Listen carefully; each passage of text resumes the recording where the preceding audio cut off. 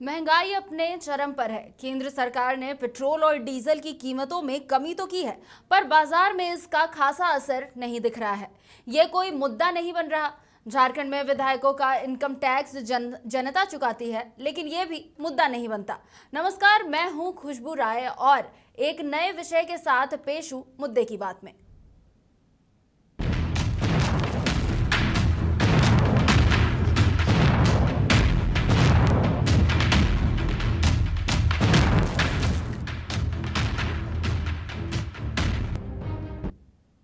झारखंड में पंचायत चुनाव सफलतापूर्वक संपन्न हो गया। नए पंचायत की रूपरेखा तैयार हो चुकी है, लेकिन कई बड़े सवाल अभी भी बाकी है। आज हमारे मुद्दे की बात में हम बात करेंगे आपके गांव की और आपकी सरकार की।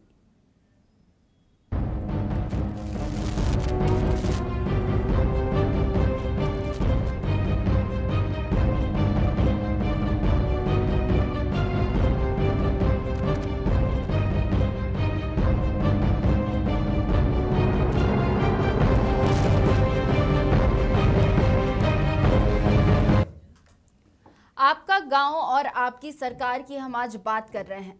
क्या इन्हें वो अधिकार मिलेगा, क्या इन्हें वो हक मिलेगा जिसके बदौलत ये पंचायत में चुनकर आए हैं, जहां से वो आपके इलाके की विकास की तस्वीर बना सकते हैं? आखिर क्यों आज भी हम अपने गांव को वो अधिकार नहीं दे पाए? ग्राउंड रिपोर्ट में जाकर हमने भी यही जानने की कोशिश की।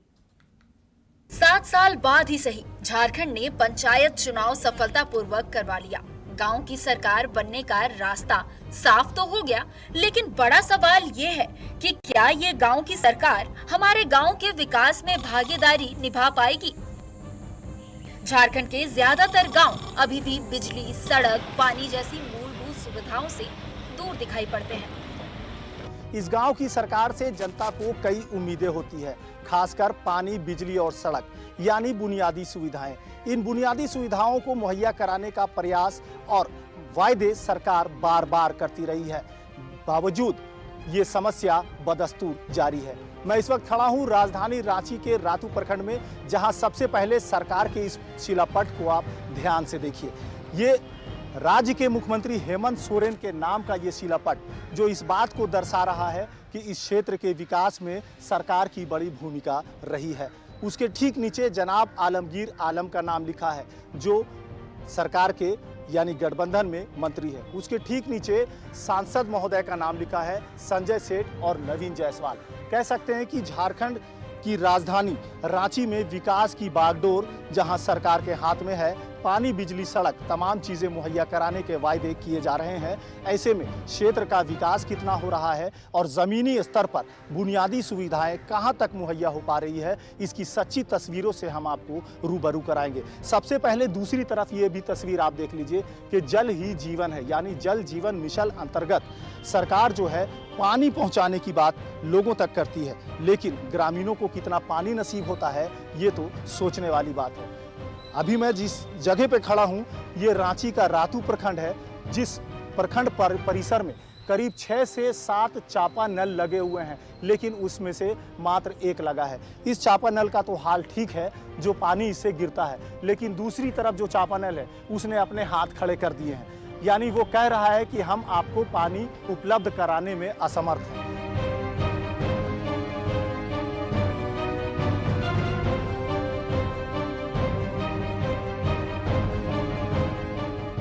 चुनावी दौर में हम बात कर रहे थे बुनियादी सुविधाओं की। बुनियादी सुविधाएं यानी पानी, बिजली और सड़क। पानी की सच्चाई हमने आपको दिखाई, अब सड़क का हाल भी आपको दिखाएंगे। दरअसल कहा जाता है कि झारखंड में सड़कों का जाल बिछा है, लेकिन राजधानी में सड़कों का जो जंजाल है इन तस्वीरों से भी आपको रूबरू करा रहे हैं। आप इन तस्वीरों को सीधे तौर पर देखकर अंदाजा लगा सकते हैं कि राजधानी की सड़कें किस तरह से जर्जर है और लोगों को क्या कुछ समस्याएं दरपेश आती होंगी। झारखंड के मंत्री ही कहते हैं कि यहाँ की सड़कें हीरोइन के गाल जैसी चमकती है और यहाँ की सड़कों को हम पूरी चिकनी और दुरुस्त करने के योजना में हैं। लेकिन अब तक इस तरह का हाल सबसे बड़ी चिंता का विषय है कि आखिर कब तक जनता को इस तरह से बेवकूफ़ बनाया जाता रहेगा। करेंगे, सड़क काफ़ी यहाँ पर खराब हो गया है, क्या ऐसा ही रहता है? ऐसा ही तो है, ये है तो ट्रक उरक से खराबे हो गया है, पानी से गिरता है पड़ता है, सबके गोड़ देखिए हाथ टूट जाता है। तब हाथ पर कितना दिन से है ऐसा? ये हो गया लगता है 4-5 महीना। हाँ 4-5 महीना हो गया है। अच्छा, युवाओं से भी हम बात करेंगे कि रातू प्रखंड है, गांव की सरकार बनने जा रही है, पानी बिजली सड़क की बात सब कर रहे हैं, सड़क की ये स्थिति है, कैसे विकास हो रहा है? कैसे विकास, अभी बहुत दिन से रोड खराब है। कितना दिक्कत होता है आप लोगों को? दिक्कत बहुत होता है। कई लोग तो गिर भी हाँ गिर पर तो बहुत कोई है। बिल्कुल, इन तस्वीरों को देखकर आप सीधे तौर पर अंदाजा लगा सकते हैं कि गांव की सरकार बन रही है और सरकार से हर कोई उम्मीद करता है कि पानी बिजली सड़क तमाम बुनियादी सुविधाएं सहित सरकारी योजनाएं उन तक पहुंचे, लेकिन हाल ये है कि लोगों को सरकारी सुविधाएं तो दूर, बुनियादी सुविधाएं भी नहीं मिल पा रही है। ऐसे में कहना गलत नहीं होगा कि झारखंड के मंत्री भले ही सड़क निर्माण, बिजली की समस्या जैसी तमाम सुविधाओं की बात जनता से करती हो, लेकिन हाल जो है वो अब तक बद से बदतर है। महिलाओं की हम बात करेंगे। आप देखें, आप किनारे से आ रहे थे, क्यों? सर गड्ढा बहुत ज़्यादा है ना, कीचड़ भी है। अब बच्चे लेके चलना बहुत प्रॉब्लम है। और गिर जाइएगा तो फिर चोट लगेगा। इसका कोई तो गाड़ी उड़ी भी गिर जाता होगा इधर। गाड़ी बहुत सारा एक्सीडेंट हुआ है, एक लेडीज मर गई। आप तो हमेशा इधर से आती जाती हो? हमेशा इस तरह का हाल बहुत साल से, 2-3 साल। अभी पास भी हो गया है लेकिन बनने का कोई चांस तो नहीं। आपके क्षेत्र में अभी गांव की सरकार बनने जा रही है, पंचायत चुनाव, अब सरकार आएगी, वादे फिर से होंगे, हमेशा होता है। होता रहेगा, लेकिन विकास नहीं होगा। जब तक नाली बनेगी नहीं तब तक रोड का कोई ये नहीं है। तो झारखंड के ग्रामीण क्षेत्र में गांव की सरकार बनने जा रही है।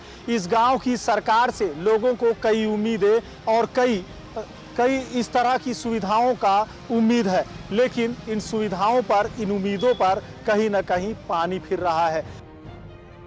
किसी भी राज्य के विकास की तस्वीर इन्हीं गांव से होकर गुजरती है। ऐसे में ये जरूरी है कि हमारी पंचायत, सरकार और जनता के बीच एक ऐसी डोर बनकर काम करे जो आगे चलकर राज्य को विकास की दिशा दिखा सके।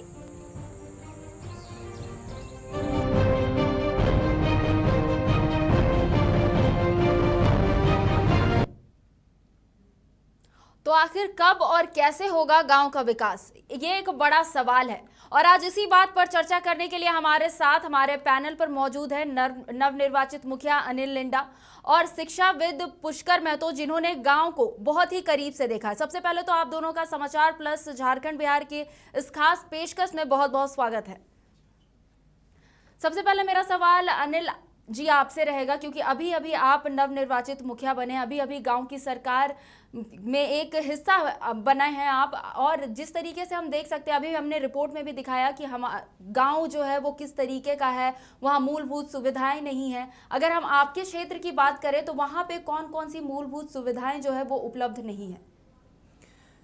अभी मेरे यहाँ तो चूँकि 2010 में भी चूँकि हम चुनाव लड़ चुके थे और उस समय काफ़ी हम सुधार किए थे, और उस समय फंडिंग का कमी के कारण बहुत सारा व्यवस्था जो था पूरा नहीं हो पाया था। लेकिन उसके बाद भी 2015 में चुनाव होने के बाद जब सरकार की योजना थी जो धरातल में दिखना चाहिए था, चूँकि पंचायती राज व्यवस्था के माध्यम से वो दिखा नहीं, लेकिन अभी भी हमारे यहाँ बहुत पिछड़ा हुआ है। चूँकि कांके प्रखंड का सबसे शहर से नज़दीक भी है हमारे गांव, और पंचायत चूँकि वहाँ जितना मूलभूत सुविधा मिलना चाहिए नहीं मिला है, और अभी हम उस चीज़ को हम पूरा करेंगे। अनिल जी, जैसा कि अभी हम जानते हैं कि कोरोना की वजह से ये जो गांव की सरकार बनने में लगभग 1 से 1.5 साल और देर हो गया है, तो ऐसे में और भी चीज़ें वहाँ पर, और भी मूलभूत सुविधाएं हैं, और भी सुविधाएं हैं जो जिससे गांव पिछड़ गया होगा, तो उसे अब कैसे मेंटेन करेंगे आप?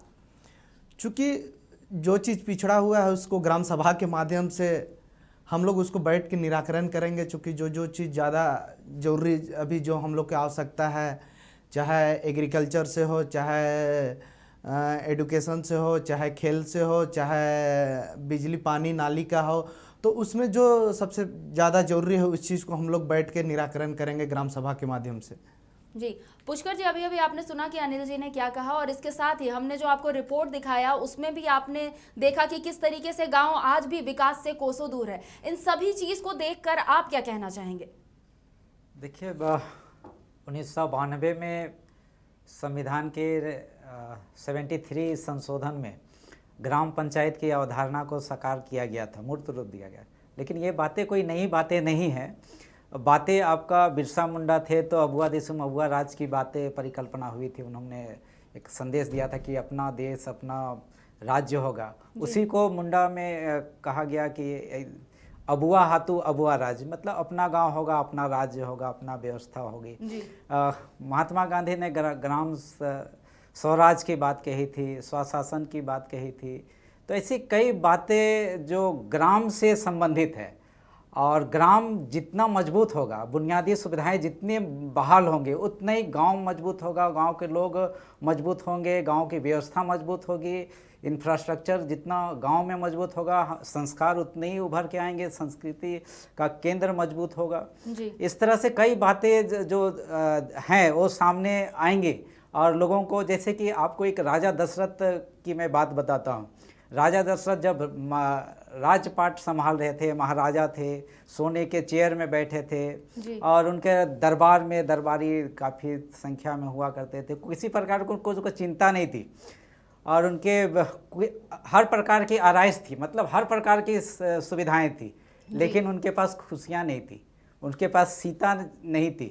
इसलिए उन्होंने गाँव की ओर गए हल लेकर, और हल पकड़ा और खेत जोतने का काम किया, और वहाँ से सीता निकली, अर्थात उनको खुशियाँ मिली। ये गांव जाने से ये खुशी की प्राप्ति हुई। इसलिए मैं कहता हूँ कि गांव में जो खुशी है, जो सीता गांव में है, वो शहर में नहीं है।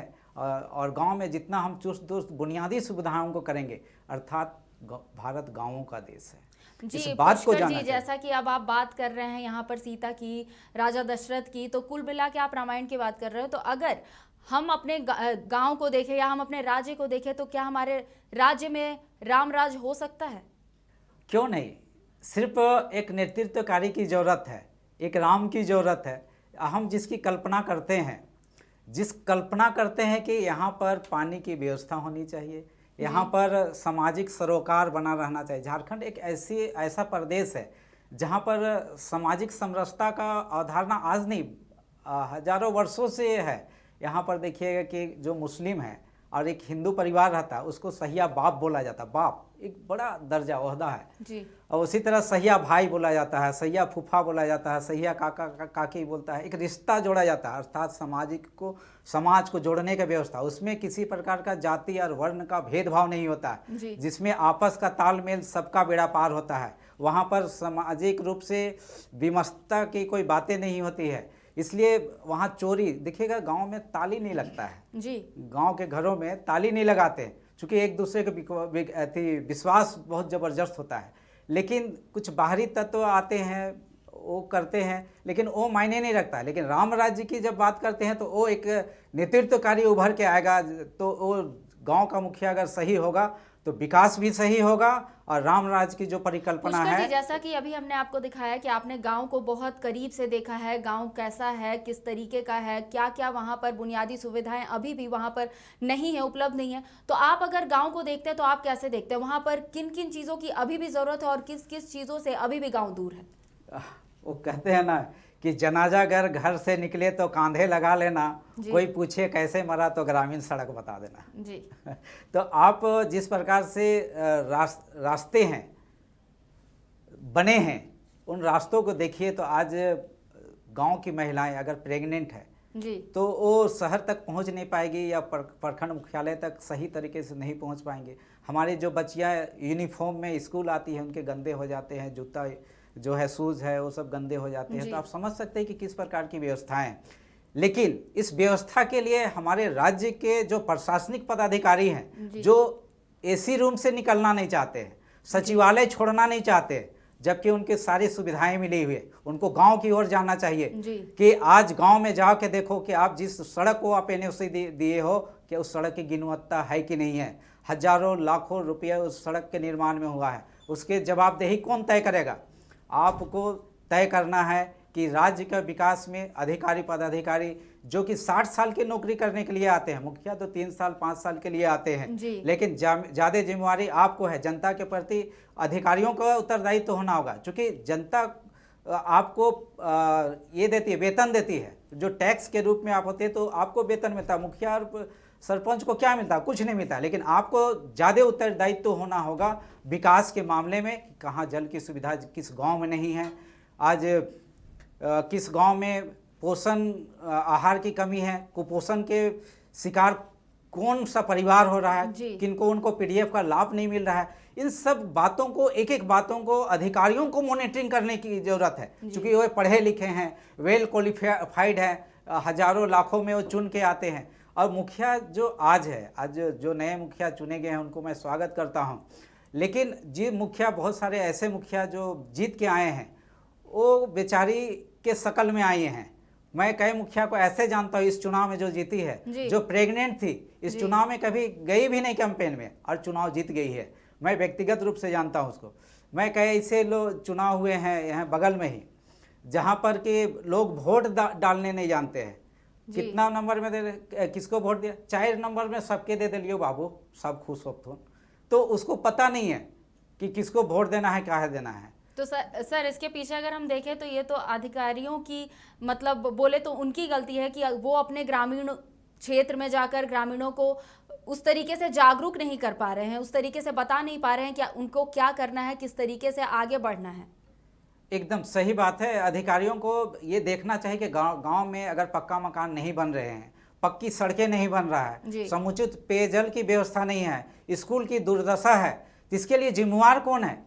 एक एक ब्लॉक में आपका जिला में डीओ है, जिला शिक्षा अधीक्षक लोग हैं, डीसी हैं। डीसी का काम ये नहीं है कि जो गाड़ी मिले हैं, सुविधाएं मिले हैं, तेल का सुविधा मिली है, तो आप प्रखंड में जाइए, प्रखंड क्षेत्र में घूमिए, गांव को देखिए कि हालात कैसे बदलेंगे।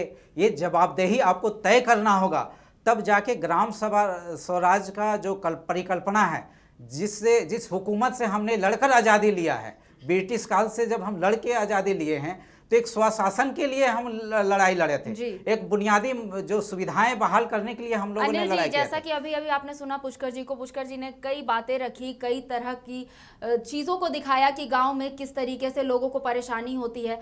आप अभी फिर से आपने जैसा कि बताया कि आप दूसरी बार मुखिया जो है वो निर्वाचित हुए हैं। सबसे पहले अपने क्षेत्र का नाम बताइए। मैं कांके प्रखंड से, ग्राम पंचायत खटंगा से मुखिया। अगर हम बात करें खटिंडा की, तो वहाँ पर किन किन मूलभूत सुविधाओं की कमी है? अभी हमारे यहाँ सबसे ज़्यादा एग्रीकल्चर से है, जो कि सिंचाई की सुविधा नहीं है जी। और दूसरी चीज़ है कि खेल कूद के लिए हमारे यहाँ मैदान नहीं है, और शिक्षा की जो व्यवस्था है काफ़ी ख़राब है। चूँकि हमारे यहाँ हाई स्कूल की जो होना चाहिए, चूँकि हम लोग के यहाँ 10-15 किलोमीटर का डिस्टेंस में हाई स्कूल है, लेकिन हम लोग के यहाँ होना चाहिए, चूँकि हमारे क्षेत्र में नहीं होने के कारण काफ़ी बच्चा क्या है कि मैट्रिक लेवल पे जो है काफ़ी परेशानी करना पड़ता है जी। तो इस सारे चीज़ को हम लोगों ने बैठ के काफ़ी। अनिल जी, जैसा कि आपने बताया कि ये आप दूसरी बार मुखिया जो है निर्वाचित हुए हैं, इससे पहले भी आपका मुखिया का एक कार्यकाल पूरा हो चुका है, तो उस दौरान किन किन परेशानियों का सामना करना पड़ा था?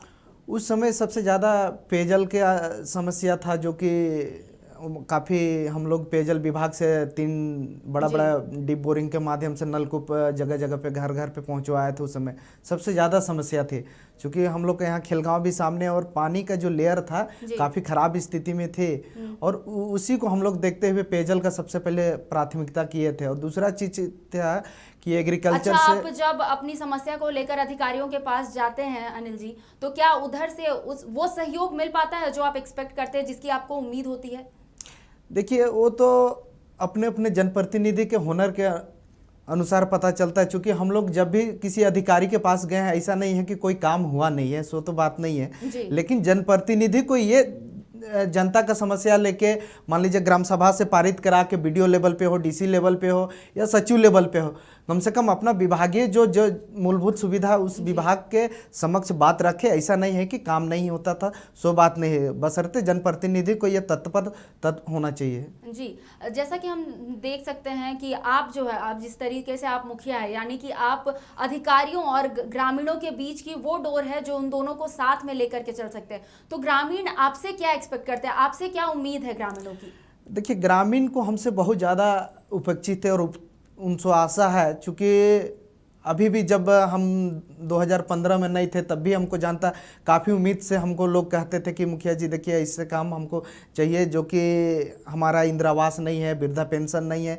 तो इन सारी चीज़ों को हम मान लीजिए ग्राम सभा का माध्यम से पारित करके वीडियो लेवल पे हो या पंचायत सेवक जो पंचायत लेवल पे जो सचिव होते हैं उनके माध्यम से उनको पारित करवा के उनको पास करवाते थे। जी पुष्कर जी, अब मैं आपकी तरफ रुख करना चाहूँगी। जिस तरीके से हम देखते हैं, अक्सर खबरों में ये देखते हैं कि कभी कभी जो गांव की सरकार है वही बेईमान निकल जाती है, जिस वजह से ग्रामीणों को वो सुविधाएं जो है नहीं मिल पाती है। क्या कहिएगा इस पर आप? देखिए, गांव की सरकार बेईमान नहीं है। नहीं, अक्सर हम ऐसे खबरों में देखते हैं खबरों जहां में पर मिलते हैं, हाँ, ऐसा जैसा हम कि लोग हम भी देखते सुनने को मिलता जैसा है, हमने खबर, लेकिन उनको जैसे देखिए, जैसा मैं कि बोलना उनको- चाह रही हूँ पुष्कर जी कि जैसे हम खबर जैसा कि बनाते अभी हैं कि पीडीएस वगैरह को लेकर के कि वहां पर उन्हें 2 केजी चावल मिलना था, उनसे साइन तो करवा लिया जा रहा है लेकिन उन्हें वो सुविधा उपलब्ध नहीं कराई जा रही है, तो ऐसे में क्या कहेंगे? देखिए, मैं आपके माध्यम से कहना चाहता हूं कि कई ऐसा दृश्य हमने देखा है जी कि जब पंचायत चुनाव होते हैं तो पंचायत चुनाव एक बहुत महत्वपूर्ण चुनाव है जी और इसको कहेंगे कि लोकसभा ना विधानसभा सबसे बड़ा ग्राम सभा ग्राम होता सभा, है। जी तो ग्राम सभा को ईमानदार होना चाहिए, लेकिन जब चुनाव आते हैं तो जिधर देखिएगा कि खस्सी और दारू बहुत जोर चलता है चुनाव से जी, पहले पहले, जी तो सब उधर ही चले जाते हैं वोटर। जी और मुखिया चुनाव जीतने के लिए भी कहीं कहीं पर ऐसा है कि करीबन 20-25 लाख रुपया तक खर्च कर देते हैं। जी कई ऐसे क्षेत्र हैं। और तो अब बताइए, आप ही बताइए कि उनको भ्रष्ट कौन बना रहा है? आप दारू पीते हैं, आप खस्सी खा रहे हैं, मुर्गा खा रहे हैं, देवे तभे वोट देवो, नहीं तो नहीं देवो, है ना? तो आखिर में मुखिया अपना भरपाई कैसे करेगा?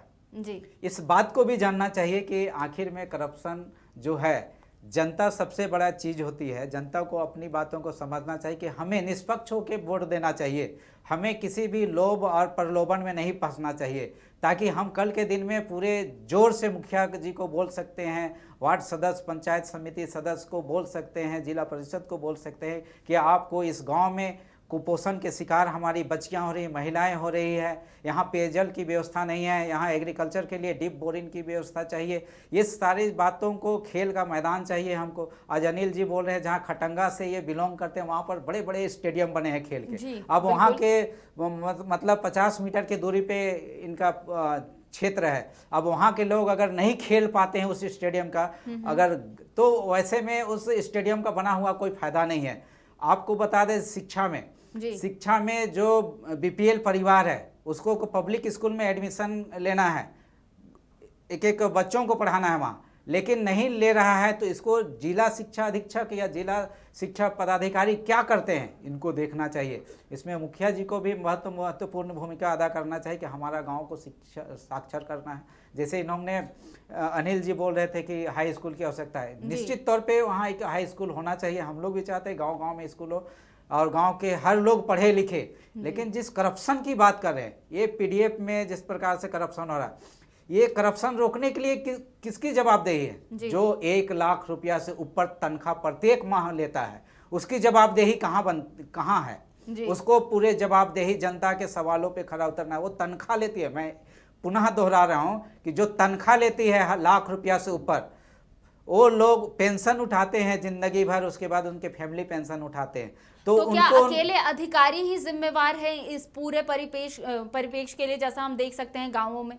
हाँ, विभागीय सचिव लोग तो जिम्मेवार हैं, मैं इनसे कहीं पर इनको बरी नहीं कर सकता हूँ, माफ नहीं कर सकता। उसके ऊपर चीफ सेक्रेटरी होते हैं, चीफ सेक्रेटरी को पूरे सेक्रेटरियों का, विभागों का, उनको मॉनिटरिंग करना चाहिए। आप जो मुखिया अगर गड़बड़ कर रहा है तो आप बैठ के बात करो कि आपके ग्राम सभा में या ग्राम पंचायत में ये शिकायतें आ रही है, इसको दूर किया जाए, ग्राम सभा के माध्यम से दूर कीजिए आप।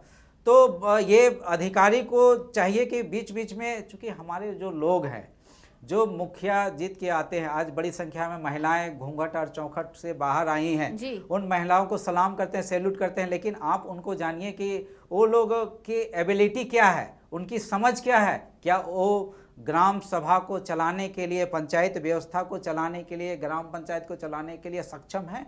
क्या मुद्दे की उनको जानकारी है, पावर और फंक्शन की जानकारी है? अगर पावर और फंक्शन की उनको जानकारी ही नहीं है जी। तो बात को क्या रखेंगे? जी। उन्हें जो बिचौलिए लोग हैं उनको बोलेगा यहाँ पर साइन कर तो क्या 50,000, और फलना रोड बनवा देगा, 5 लाख का रोड रहेगा, उसमें 50,000 मुखिया को गया। उसके बाद जो बिचौलिया जो रहेंगे वो लोग 2 लाख 2 लाख रुपया तक वो गबन कर लेंगे। तो इस तरह से क्या होगा कि 5 लाख का सड़क आपका 2 लाख में बनेगा, तो 2 लाख में क्या गुणवत्ता मिलेगा मैडम, आप भी समझ सकते हैं। अनिल जी, जैसा कि अभी पुष्कर जी बता रहे थे कि मुखिया को अपने पावर का पता ही नहीं है कि वो किस तरीके से अपने पावर को यूज करे, और इसी वजह से कई बिचौलियों जो है वो इसका फायदा उठा लेते हैं। इस पर क्या कहिएगा आप? देखिए, पुष्कर जी जो बोले बहुत सही बात बोले। बहुत ऐसे मुखिया हैं जो अपना अधिकार उनको पता नहीं है, चूँकि नए नवनिर्वाचित जो लड़के अभी आए हैं, चूँकि 2010 में लड़े थे तो कुछ कुछ कार्यकाल में हम लोग को ट्रेनिंग दिया गया था।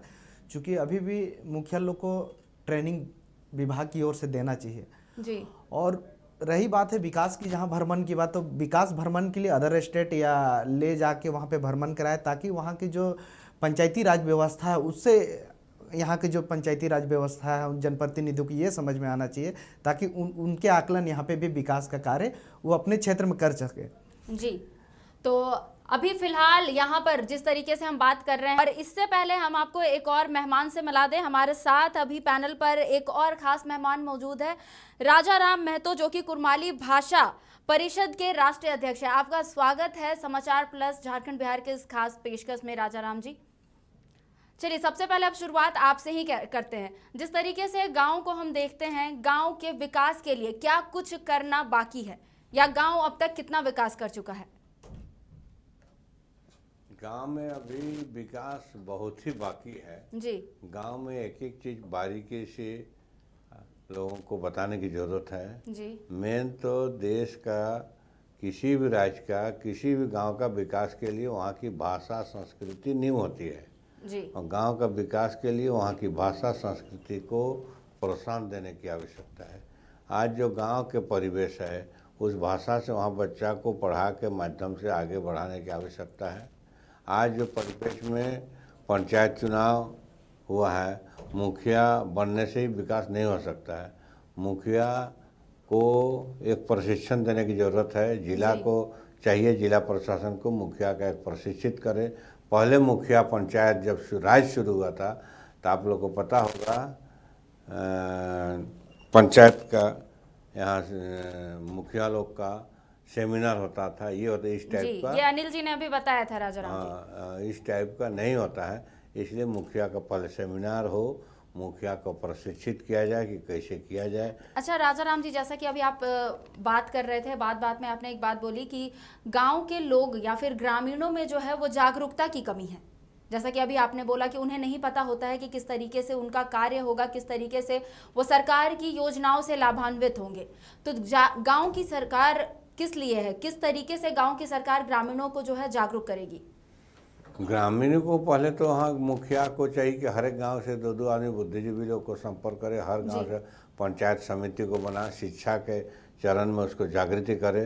लोग को पते नहीं है कि प्रधानमंत्री से कैसे आवास मिलता है, ब्लॉक में जो कैसे मिलता है, गांव का जो वार्ड होता है वो अध्यक्ष, सभा अध्यक्ष उसका मीटिंग करता है, उसको बढ़िया से करके करना चाहिए, किसको वास्तव में मिलना चाहिए, ये सब जानकारी नहीं है गर्भवती महिलाओं तो राजा राम जी, आप ये मानते हैं कि ग्रामीणों में जागरूकता की कमी है और इसी वजह से बिचौलिए जो है इसका फायदा उठा लेते हैं? निश्चित जन जागृति की आवश्यकता है और लोगों को जगाने की ज़रूरत है।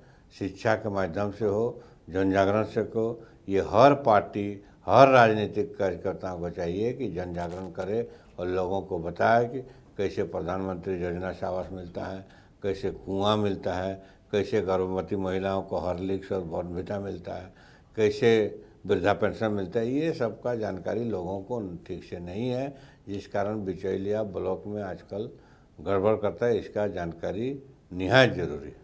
जी, जैसा कि हमने देखा कि आप कुरमाली भाषा परिषद के राष्ट्रीय अध्यक्ष हैं, तो इसका मतलब आप कुरमाली भाषा के जो लोग हैं उनसे मिलते होंगे, उनका हाल कैसा है?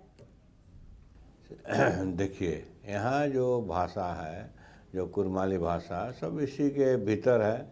यहाँ पर 9 भाषा के लोग जो हैं, सबका कमोबेश एक ही हाल है जी। सब भाषा बोलने वाले जो यहाँ के लोग हैं, यहाँ के जो मूलवासी हैं, यहाँ के जो आदिवासी हैं, कमोबेश सबका यही हाल है। यहाँ जानकारी का अभाव है, इसलिए शिक्षा के क्षेत्र में जन जागरण अभियान का ज़रूरत है। और ये राजनीति से ऊपर उठ के जो बुद्धिजीवी हैं, जो समाज सेवी हैं, सबको एकजुट होकर काम करने का ज़रूरत है। ऐसा नहीं है कि गांव में मुखिया बना दिए तो सर्वांगीण विकास होगा, ऐसा नहीं हो सकता है। यहाँ जन जागृति जरूरी है। और ख़ास करके पूरे देश में कहीं जाइए, पूरे देश में कोई राज्य का विकास हुआ है तो वहाँ का जड़ है भाषा संस्कृति। जिस राज्य का, जिस गांव का भाषा संस्कृति डेवलप है, चल जाइए बंगाल, चल जाइए हरियाणा, चल जाइए कहीं भी महाराष्ट्र, जहाँ की भाषा संस्कृति विकसित है वही राज्य विकसित होता है। जिस तरह माँ का दूध पीने से बच्चा मजबूत होता है, उसी तरह उस क्षेत्र का भाषा संस्कृति जहाँ मजबूत है तबे जाके विकसित होगा। इसीलिए अनिल जी, जैसा कि अभी राजा राम जी कह रहे थे कि जन जागरण अभियान की ज़रूरत है, इसको कितना सही मानते हैं आप? देखिए, चूँकि हमारे जो सुदूर देहात में जो गांव है, चूँकि हमारे तो शहर से सटा हुआ पंचायत है जी। जो सुदूर देहात है, चूँकि अभी भी वहाँ है जानकारी का अभाव है। चूँकि जो सरकारी सुविधा लेने का जो है, मान लीजिए जनप्रतिनिधि को या तो अभाव कमी है, जो लेने का तरीका है योजना, मान लीजिए इंदिरा आवास की बात है तो उनको ग्राम सभा के माध्यम से पारित किया जाता है। पारित करने के बाद फिर कार्यकारिणी पास करके फिर प्रखंड लेवल पे उसको अपना योजना के तहत उनको दिया जाता है। लेकिन सुदूर के देहात में लोगों को लगता है कि पता नहीं, उसके जानकारी के अभाव के चक्कर में जो सुविधा मिलना चाहिए वो नहीं मिल पाता है। और बहुत ऐसे जनप्रतिनिधि लोग भी है जो कि अपना दायित्व नहीं समझ पाते हैं, जिसके कारण से जो लाभुक है उनको मिलना चाहिए नहीं मिल पाता है, मिलने से वंचित रहता है। जी, यहाँ पर राजा राम जी एक और बात कह रहे थे अनिल जी कि मुखिया को प्रशिक्षण देने की जरूरत है कि वो अपने पावर का इस्तेमाल कर सके। इस पर क्या कहेंगे आप? अनिल जी, मेरा सवाल आपसे है कि जिस तरीके से अभी राजा राम जी ने कहा कि मुखिया को उनके पावर क्या क्या है ये बताने की ज़रूरत है, इसको प्रशिक्षण देने की उन्हें ज़रूरत है ताकि वो जो है अपने पावर का इस्तेमाल कर सके और गांव का विकास कर सके।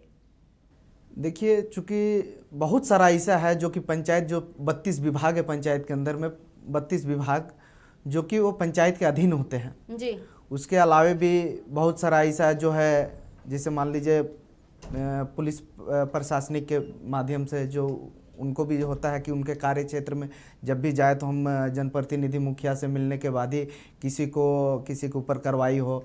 जो पंचायती राज व्यवस्था में होता था कि न्याय अन्याय की जहां बात है तो पंचायत में बैठ के न्याय अन्याय होता था। लेकिन बहुत सारा ऐसा चीज़ है कि जो कि लोग छोटा छोटा मुद्दा को, इशू को थाना लेवल पे लोग ले जाते, जो कि पंचायत लेवल की वो सब समस्या होने वाली, जो समाधान होने वाली चीज़ है उसको भी थाना लेवल पे लोग ले जाते, जबकि वो जाना नहीं चाहिए। जी, यहाँ पर पुष्कर जी, अब मेरा सवाल आपसे, आप कितना सही मानते हैं इस जन जागरण अभियान और मुखिया प्रशिक्षण को? ये कहाँ तक वर्क करेगा? मैं एक दो बातों को आपको ध्यान आकृष्ट कराएंगे आपके माध्यम से। सबसे पहले मैं अनिल लिंडा जी को थैंक्स करते हैं कि इन्होंने एक जन जागरण अभियान चलाया था अपने क्षेत्र में नशा उन्मूलन के खिलाफ में, और इनको काफ़ी सफलता मिला। लोगों ने उसमें बड़ी संख्या में भाग लिए। नशाबंदी के खिलाफ इन्होंने अभियान चलाया। मैं हरियाणा के नारनौल डिस्ट्रिक्ट का एक बात करता हूँ। जब मैं वहाँ गया था, मुझे जन जागरूक महिलाओं को करने के लिए भेजा गया था झारखंड से, तो मैं वहाँ पर पाया कि वहाँ पर बड़ी संख्या में महिलाएं जीती थे और वहाँ व्यवस्था था, घूंघट का व्यवस्था था। तो मैंने एक सप्ताह वहाँ सर्वे किया और वहाँ पर कुछ प्ले तैयार किए कि अगर मुखिया के रूप में जो लोग चुनी गई हैं, अब वो लोग एकदम अनपढ़ महिला है या बहुत कम पढ़ी लिखी हैं, अब उनके पति सब कुछ हैंडल करते थे। तो हमने जो स्क्रिप्ट तैयार किया कि आपका पति सडनली एक्सीडेंट कर जाता है, मेमोरी लूज कर जाता है, डिसेबल हो जाता है, डाइट टाइम तुम क्या करोगे? आप करप्शन का शिकार हो जाओगे। तो ऐसे स्थिति में वहाँ पर हमने देखा कि बहुत ज़बरदस्त क्रांति हुई और वहाँ उषा यादव इतना अच्छा काम की कि जो लड़की स्कूल नहीं जाती थी तो वो बच्ची की माँ को 5 रुपया फाइन देना पड़ता था। वहाँ स्वास्थ्य सुविधाएं इतना अच्छा व्यवस्था की कि आपको बता नहीं सकते हैं। और वो एक दिन एपीजे अब्दुल कलाम के कर कमलों से उन्हें सम्मानित किया गया बेस्ट मुखिया के रूप में। तो हमारे अंदर भी एक ललक होनी चाहिए, अगर हम जनप्रतिनिधि हैं तो हम आई एम द बेस्ट बनने का एक तमन्ना देश स्तर पे होना चाहिए। जी पुष्कर जी, जैसा कि आप बता रहे हैं, जो एग्जाम्पल दे रहे हैं, उससे ये लग रहा है कि अगर गांव का विकास करना है तो उसके लिए कुछ अलग हट करके करना होगा, क्योंकि गांव के लोग उस तरीके से नहीं समझ पाते हैं जिस तरीके से हम समझ पाते हैं या शहर के लोग समझ पाते हैं। देखिए राजा जी एक बहुत अच्छी बातों की ओर आपको ध्यान आकृष्ट कराए थे। हम अगर केरल को देखते हैं, केरल 100% साक्षर है। क्यों साक्षर है? इसलिए कि वहाँ लिटरेसी 100% है। उसका कारण है कि वहाँ का जो रीजनल लैंग्वेज है, लोकल लैंग्वेज है, वो भाषा में 1 to 6 तक पढ़ाई होता है। उसके बाद में 6 के बाद अपर क्लास में फ्रीडम होके वो लोग पढ़ाई करते हैं। अर्थात आज हम अपने बच्चों को अमरूद बोलते हैं और गांव में उसकी माँ बोलती है ये टमरस लगे, और स्कूल में बोलेगा अमरूद है, गुआवा है, तो बच्चा कंफ्यूज हो जाता है, वो अमरूद बोलेगा, टमरस बोलेगा कि गुआवा बोलेगा। तो आप समझ सकते हैं कि अगर विकास चाहिए तो ग्राम स्तर पे आप परिकल्पना कर रहे हैं तो गांव की भाषा के अनुरूप आपको जन जागरूकता अभियान चलाना होगा, उनके अधिकार बताने होंगे, लीगल राइट्स बताने होंगे कि महिलाओं के लीगल राइट्स क्या हैं। उनको एक एक, जैसे 32 विभाग है, 32 विभाग में कौन कौन सी योजनाएं महिलाओं के लिए है, कौन कौन से बाल कल्याण के छात्रवृत्ति मिल रहे हैं कि नहीं मिल रहे, मजदूर का सुरक्षा की बातें हो रही नहीं, मजदूर की सुरक्षा की बहुत सारी बातें हैं, 22 तरह का लाभ की बातें होते हैं, लेकिन उन बातों की उनको जानकारी नहीं होती, उनको लेबर कार्ड नहीं बना पाते हैं। लेबर कार्ड बनेगा, उनको 110 रुपया लगता है लेबर कार्ड बनाने में। उनको लेबर कार्ड बन जाएगा तो उनको 1,10,000 रुपया का उनका क्या कहते हैं, मृत्यु होने पर उनको ये मिलता है, उनके परिवार को लाभ मिलता है, प्लस उनको काम करने में किसी प्रकार का अंग भंग हो गया तो 3.5 लाख। डॉक्टर राजाराम जी, मेरा क्वेश्चन आपसे होगा कि जितनी भी बातें आपने पुष्कर जी की सुनी, आप उससे कितना ज्यादा एग्री करते हैं? जैसा कि वो बोल रहे हैं कि अगर हमें गांव का विकास करना है तो सबसे पहले हमें गांव की भाषा से जुड़ना होगा। सही बात है, बिना भाषा का विकास का कुछ हो नहीं सकता है जी। आप, मेरा मानना है, हमारा चलता था खूंटागाड़ आंदोलन, जो पुष्कर जी जानते हैं। जो खूंटागाड़ आंदोलन झारखंड में एक नया चीज था। खूंटागाड़ आंदोलन में हम करते थे बूढ़ा बूढ़ी का पूजा, अपनी परंपरा, अपना सांस्कृतिक बचाव अभियान, ये पूरा झारखंड में हम शुरू किए थे।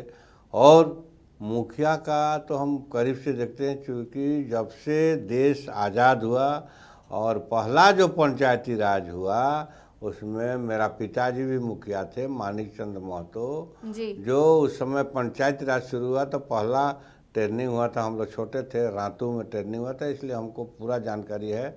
इसलिए हम बार बार कहते हैं कि इसका मुखिया का, जैसे ये इनको जानकारी है, सब मुखिया को नहीं जानकारी होगा, इसलिए मुखिया का प्रशिक्षण जरूरी है। साथ साथ यहाँ जो है, देखिए, लोगों को जोड़ने के लिए भाषा और संस्कृति जोड़ी रही है। सिंपल आप यहाँ अनाउंसर हो सकती हैं, वो कैमरा घुमा सकता है, लेकिन आप याद कीजिए अपनी ज़िंदगी का परिवेश में, गांव में, शहर में, कहीं भी देश के किसी कोना में हो, जो दिन भर में कोई आदमी हंसेगा नहीं और सीरियस रहेगा, हम बहुत बड़ा बुद्धिमान है, बहुत बड़ा जानकार हैं टीवी का और अनाउंसर, सोचिए वो सबसे बदमाश आदमी होगा। गाँव का भी वही हाल है। गांव में जो आदमी कला संस्कृति नाच देख से प्रेम नहीं रखेगा और गांव से एक तरफा रहेगा, वो बदमाश आदमी होगा। इसलिए कला संस्कृति को न्याय जरूरी है। झारखंड एक सांस्कृतिक धरोहर राज्य है, यहाँ पर छौ नाच है, नटुआ नाच है, जहाँ भी देखिएगा इस तरफ कला संस्कृति है, लोग वहाँ खुशहाल है। जहाँ कला संस्कृति नहीं है, आपस में मारपीट होता है, झगड़ा होता है। कला संस्कृति जो है एक दूसरे को जोड़ता है, प्रेम करता है। इस तरह का पंचायत राज में व्यवस्था हो और सरकार इस पर ध्यान दे। भारत सरकार ध्यान दे रही है, झारखंड को भी इस तरह ध्यान देना चाहिए, तब जाके सर्वांगीण विकास होगा। गांव के विकास के लिए वहाँ की कला संस्कृति के माध्यम से, लोगों के माध्यम से। अनिल जी, जैसा कि अभी आपने सुना, डॉक्टर राजाराम जी ने एक और पॉइंट बताया। पहले उन्होंने भाषा को रखा आगे, अब वो बोल रहे हैं कला और संस्कृति, इसको आगे बढ़ाने की जरूरत है जिससे गांव का विकास होगा। कितना सही मानते हैं इसे? नहीं, बहुत सही बात है, चूँकि 100%, चूँकि पहले क्या थे, हमारे पूर्वज लोग संस्कृति को सबसे पहले प्राथमिकता देते थे। आज मान लीजिए रांची से हम लोग सटे हैं, राजधानी है, क्या है कि दिनों दिन हम लोग यूथ जनरेशन में क्या है कि अपना संस्कृति कल्चर को भूलते जा रहे हैं जी और लोग जस्ट उससे कन्वर्ट होते जा रहे हैं, जिसके कारण अपना परंपरा को भी भूल जा रहे हैं, लोग अपना भाषा को भूल जा रहे हैं, अपना संस्कृति को भूल जा रहे हैं। तो इससे लोग कन्वर्ट हो जा रहे हैं। जी आप पहले लोग होते थे कि जब तक कुछ त्यौहार होता था तो एक नाचने का नृत्य करने का तरीका होता था कि नहीं ऐसे नाचते थे, ऐसे गाने पे ऐसे करते थे, तो एक उससे झलकता था कि हाँ ये झारखंड की संस्कृति है। तो इसीलिए राजादा जो बोले बहुत सही चीज़ बोले और इसको हम तो बहुत बारीकी से, हम लोग भी गांव में चूँकि हम सरना समाज से भी बिलोंग करते हैं और हम लोग जब भी मान लीजिए कर्मा सरहुल हो तो हम लोग सबसे पहले ढोल नगाड़ा के माध्यम से ही हम लोग इस त्यौहार को भव्य रूप से करते भी हैं और हम लोग टोला बाई टोला हम लोग इसको ढोल नगाड़ा देते हैं ताकि अपना संस्कृति बचे, नृत्य बचे। इसीलिए और हम लोग जहाँ तक म्यूजिक सिस्टम का बात है तो म्यूजिक सिस्टम को हम लोग ग्राम लेवल पे बैठ के हम लोग इस सब चीज़ को धीरे धीरे इसको थोड़ा सा कंट्रोल कर रहे हैं, क्योंकि यूथ जनरेशन है, बहुत ज़्यादा म्यूजिक सिस्टम पे लोग आकृष्ट होते हैं। जी अब बात करेंगे पुष्कर जी आपसे। आपको क्या लगता है कि गांव के विकास में क्या पलायन एक रोड़ा बनकर साबित हुआ है? जिस तरीके से पलायन होता है, क्योंकि अभी भी अगर गांव का तस्वीर देखते हैं, गांव की तस्वीर पर ध्यान देते हैं तो वहां पर एक बूढ़े माँ बाप दिखाई देते हैं, छोटे छोटे बच्चे दिखाई देते हैं, लेकिन युवा वर्ग जो है वो वहां पर दिखाई नहीं देते हैं। खुशबू जी, एक आज 1.5 करोड़ लोग, झारखंडी लोग जी दुनिया के किस भाग में है झारखंड सरकार को भी पता नहीं है जी और कौन जवाब दे होगा इसका भी गारंटी नहीं है। जी चूँकि छोड़ के भागल नहीं डेरा सोमरा मंगरा, सही ठावे बनलक भवन अन करे, परदेसी बनली निज घरे।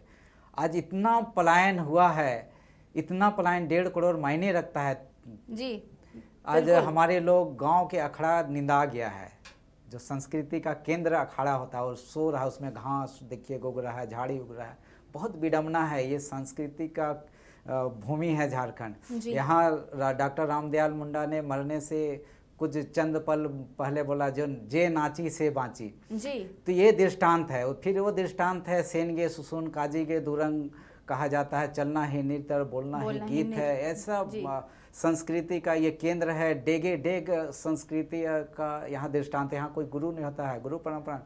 लेकिन जिन बातों को आप ध्यान आकृष्ट करा रहे हैं ये जी, तो आप जिस तरीके से बात कर रहे थे पुष्कर जी, मैं यहाँ बात कर रही थी पंचायत या फिर गांव के विकास की, और उस विकास में मैं पूछ रही थी कि पलायन जो है वो एक रोड़ा बनकर साबित होता है या नहीं। इस पर 2 लाइनें बोलिए। पंचायत व्यवस्था अगर सुदृढ़ रहेगा, ग्रामीण अर्थव्यवस्था सुदृढ़ होगा जी, तो स्वशासन यहीं से शुरुआत जन्म होगा, गांव से ही। और गांव से जन्म होगा अगर स्वशासन का, सशक्त होंगे महिलाएं, युवाएं सशक्त होंगे तो पलायन निश्चित रुकेगा। इसलिए हमें प्लांट और प्लांटेशन गांव में करने की जरूरत है। जी, प्लांट और प्लांटेशन गांव में करने की जरूरत है, ये कहना है पुष्कर जी का, जो कि गांव को बहुत पास से, बहुत करीब से देख चुके हैं। बड़ी समस्या है गांव में, अक्सर हम देखते हैं। अगर हम आपके क्षेत्र की बात करें तो वहाँ का नज़ारा कैसा दिखता है?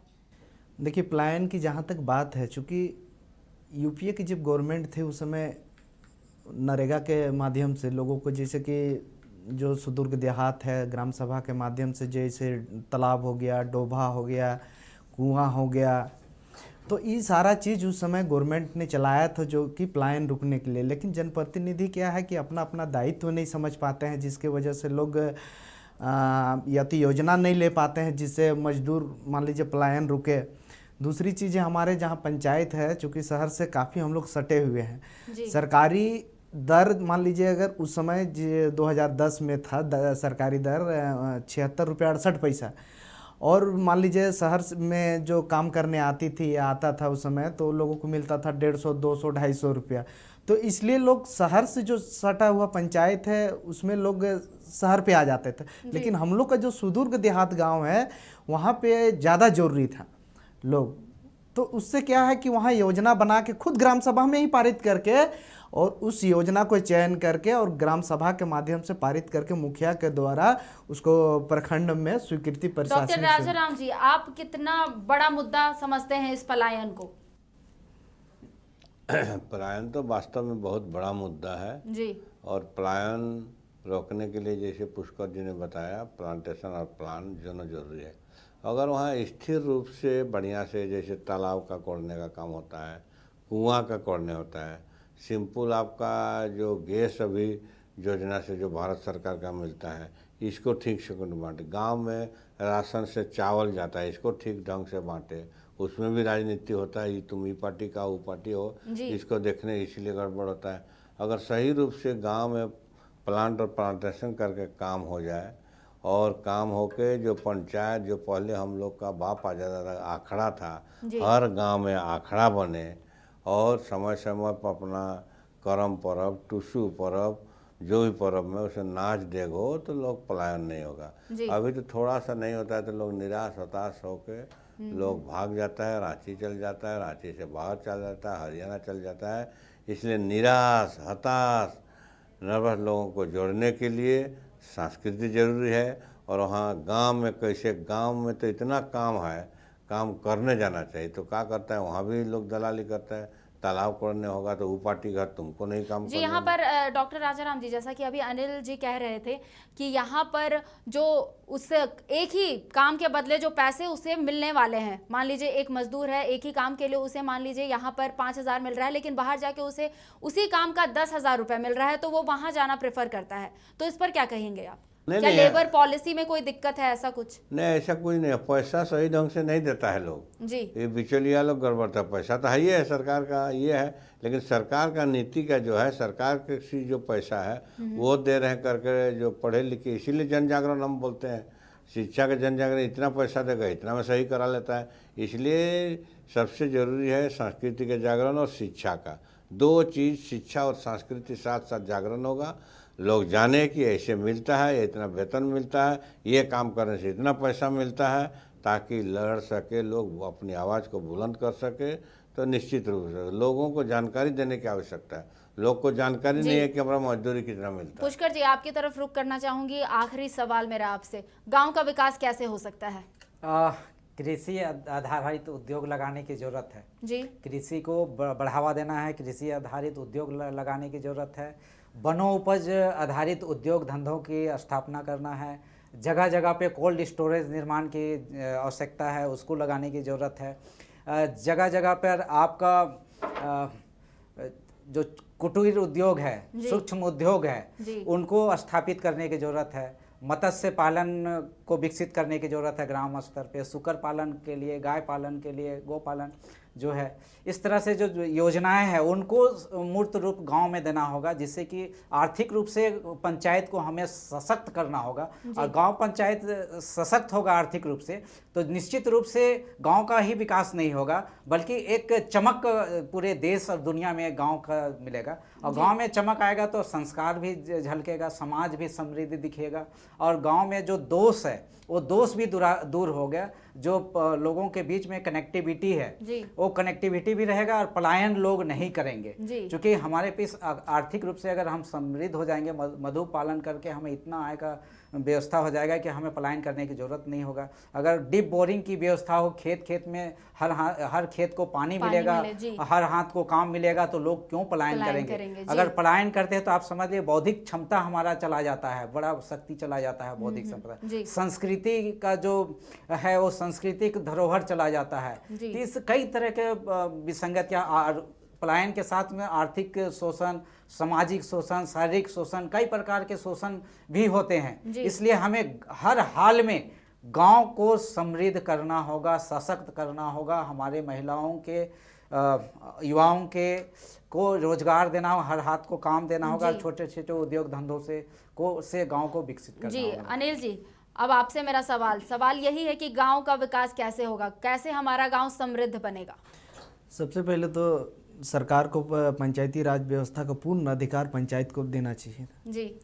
फिर उसके बाद फिर ग्राम सभा के माध्यम से पंचायत में खुद योजना बनाए, और जो मूलभूत सुविधा है जी, चाहे एग्रीकल्चर से हो, चाहे एडुकेशन से हो, चाहे खेल से हो, उस सारा चीज़ को ग्राम लेवल पे ही बैठ के मुखिया, जनप्रतिनिधि जो निर्वाचित है, जो जानकारी का अभाव है जी, वैसे लोग मुखिया लोग को ट्रेनिंग दे के और उस कार्य को पूरा गांव लेवल पे ही योजना बना के उस योजना को ग्रामीण को दे, ताकि उस ग्रामीण को लगे जैसे एग्रीकल्चर में मान लीजिए हम लोग के यहाँ क्या है कि एक ही फसल कर पाते हैं, जो सिंचाई के सुविधा नहीं होने के कारण। जैसे बरसात का एक होता है, धान का फसल होता है, क्योंकि यहाँ और पे इस हम टाइम लोग पर देखते हैं कि जिन लोगों ने पलायन किया है वो भी वापस आ जाते हैं धान रुपाई करने। हाँ, उस समय देखा जाता है। धान के समय में क्या है कि जो पलायन किए रहते हैं वो भी उस समय पे आ जाते हैं। लेकिन अगर जो गर्मी की जो फसल होती है, अगर हम लोग के यहाँ सिंचाई का सुविधा हो जाए तो हमको लगता है गर्मी की जो फसल होगा, हमको लगता है कुछ पलायन कम हो जाएगा इससे। जी, अब डॉक्टर राजाराम मोहन जी, आपसे मेरा आखिरी सवाल, गांव का विकास कैसे होगा, कैसे गांव को समृद्ध बनाया जाए और किस तरीके से पलायन रोके? पहला तो मुखिया जी ने सही कहा कि सिंचाई बहुत ही निहायत जरूरी। अगर सिंचाई हो जाए, पानी का सुविधा हो जाए, बहुत आप पहले देखिए कैनेल का दाग दिया हुआ है लेकिन पानी का हुआ है। यहाँ केवल धान का खेती साल भर में करता है। कोई गांव में कुआं से पानी छींट के आप चल जाइए, 2 गांव में जो मेहनत कर लोग काम करता है वो करता है थोड़ा बहुत। लेकिन अगर पानी सिंचाई का हो जाएगा तो दूसरा राज्य के लोग यहाँ आएगा। पानी सिंचाई का सुविधा हो जाए तो कृषि का इतना यहाँ उपज है, धान के बदले और कुछ नहीं था। यहाँ चना का है, सब फसल यहाँ पर होगा। हमारा गांव के बगल में एक विलेज है, दुलमी गांव है, अभी वो लोग कुआं का पानी से इतना सब्जी उगाता है कि पूरा रांची आप लालपुर देख रहे हैं, आधा वही लोग भरता है। तो पानी का अगर सुविधा होगा तो पलायन आपका निश्चित रूप से रुकेगा और विकास भी होगा। सिंचाई का आज के लिए सिंचाई का सुविधा राजाराम जी, आप हमारे पास समय की कमी है, इसी वजह से हम आपसे किसी और दिन इस मुद्दे पर और भी गहन चर्चा करेंगे। और जैसा कि बता दें आपको कि गांव का विकास कैसे होगा, किन कार्यों को प्राथमिकता से कराया जाए, गांव की आवश्यकता क्या है, बेरोजगार युवाओं को स्वरोजगार देने के लिए क्या किया जा सकता है, सवाल कई है और जवाब शायद किसी के पास नहीं है। फिलहाल हमारे पैनल में जुड़ने के लिए आप तीनों का बहुत बहुत शुक्रिया। आपको भी धन्यवाद। और आज के इस खास पेशकश में मुझे दीजिए इजाजत। एक बार फिर शामिल होंगे एक नए और ज्वलंत मुद्दे के साथ। तब तक के लिए नमस्कार।